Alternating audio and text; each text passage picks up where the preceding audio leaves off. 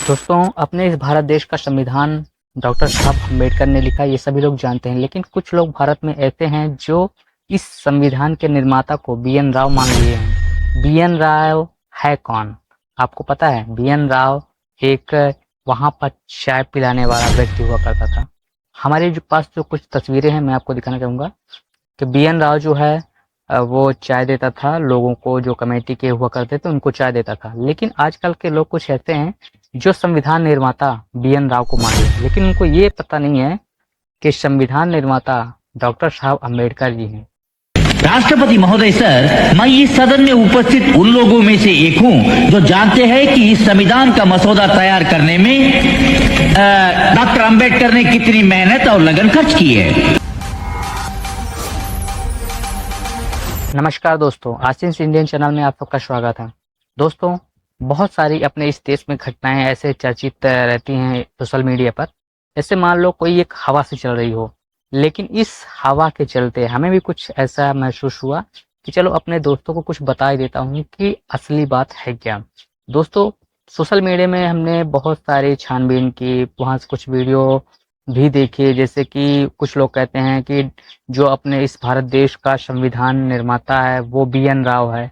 लेकिन मैं उन लोगों को ये बात बताना चाहता हूँ कि संविधान का निर्माण बी.एन. राव ने नहीं, भीमराव अंबेडकर ने किया है। संविधान का मसौदा तैयार करने में डॉक्टर अंबेडकर ने कितनी मेहनत और लगन खर्च की है। कमेटी में 7-8 लोग थे जिन्होंने संविधान का निर्माण करवाया है। अकेले डॉक्टर साहब अम्बेडकर ने नहीं किया है।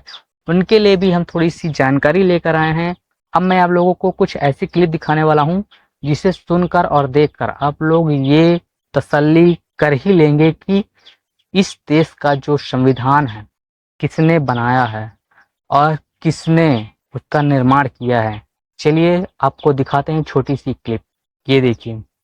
राष्ट्रपति महोदय सर, मैं इस सदन में उपस्थित उन लोगों में से एक हूं जो जानते हैं कि इस संविधान का मसौदा तैयार करने में डॉक्टर अंबेडकर ने कितनी मेहनत और लगन खर्च की है। शायद सदन को पता हो कि उसके द्वारा मनोनीत 7 सदस्यों में से एक ने इस्तीफा दे दिया और उसकी जगह किसी और को नहीं लिया गया। एक सदस्य थे अमेरिका में, तो उनकी जगह भी खाली रही और एक और सदस्य अपने कुछ कामों में, राज्य के कामों में व्यस्त रहे, इसलिए उनकी जगह भी खाली रही। एक या 2 सदस्य दिल्ली के बाहर थे और शायद सेहत की वजह से शामिल न हो सके। इसलिए आखिर में हुआ यूं कि मसौदा तैयार करने का सारा भार आ पड़ा डॉक्टर अंबेडकर पर। दोस्तों, जैसे कि आपने देखा कि इस क्लिप में ये भी जितने सदस्य थे कमेटी के, कोई यहाँ चला गया, कोई वहाँ चला गया, कोई स्वास्थ्यिक रूप से बीमार था जो कमेटी पर नहीं आ पाया। तो पूरी तरह से संविधान का निर्माण डॉक्टर साहब अम्बेडकर ने किया। शायद इसीलिए आज इस देश में उनके प्रति इतना ज़्यादा विरोध किया जाता है, उनके प्रति इतना ज़्यादा दुर्व्यवहार किया जाता है कि लोगों को इतना ज़्यादा मतलब उनसे घृणा है कि क्या कहें। क्यों? क्योंकि वो एक निम्न परिवार के थे, निम्न वर्ग के थे। इसलिए अगर आज कोई वही संविधान उच्च वर्गीय लोग ने लिखा होता तो आज के लोग जो उनका विरोध करते हैं ना, तो वो उनको भगवान का दर्जा देते। लेकिन ये जो व्यक्ति हैं डॉक्टर भीमराव अंबेडकर जी, वो एक निम्न वर्ग के सदस्य हैं, इसलिए इस देश में उनको उतना दर्जा नहीं मिल पा रहा। लेकिन विदेशों में देखा जाए तो उनको एक गॉड के रूप में देखा जाता है कि इतना महान व्यक्ति अगर हमारे देश में पैदा होते ना तो हम उसको सूर्य का दर्जा देते हैं। लेकिन अपने ही देश में देखिए, कहीं तो फर्श पर उनकी तस्वीरें टाइल्स के रूप में लगा दी जाती हैं, जहां पर उनकी मूर्तियां लगी होती उनको तोड़ा जाता है। दिन में नहीं, रात में, क्योंकि दिन में तोड़ेंगे तो उनके नाम एफआईआर दर्ज होगा, रात में तोड़ देते हैं ताकि कोई जाने नहीं। दोस्तों सोचिए, एक भीमराव अंबेडकर से लड़ने के लिए पूरा का पूरा देश लगा हुआ, पूरी की पूरी सत्ता लगी हुई है। लेकिन अगर सोचिए एक व्यक्ति के लिए, एक भीमराव अंबेडकर के लिए अगर पूरा का पूरा देश उनको हराने में लगा है। अगर गलती से 10 भीमराव अंबेडकर होते तो क्या होता। शायद इसीलिए अब इस देश में स्कूलों को भी बंद कराया जा रहा है। आप देख ही रहे होंगे कि उत्तर प्रदेश में 27,000 से ज़्यादा स्कूलों को बंद किया जा रहा है, ताकि लोग पढ़े नहीं, लोग बढ़े नहीं, लोग सरकार से सवाल ना पूछे।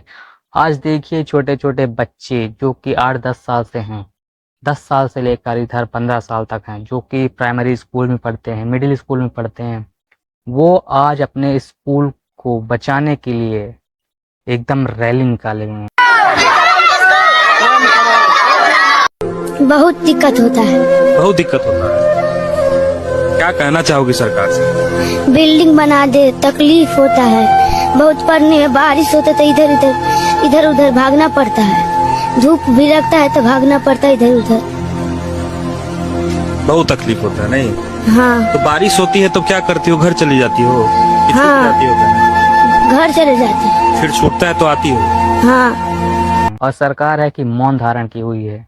क्यों? क्या इसी प्रकार से देश सेवा की जाएगी, देश को आगे बढ़ाया जाएगा? अरे वो देश का भविष्य हैं, जो कि आज पढ़ना चाहते हैं, अपने स्कूल के लिए लड़ रहे हैं।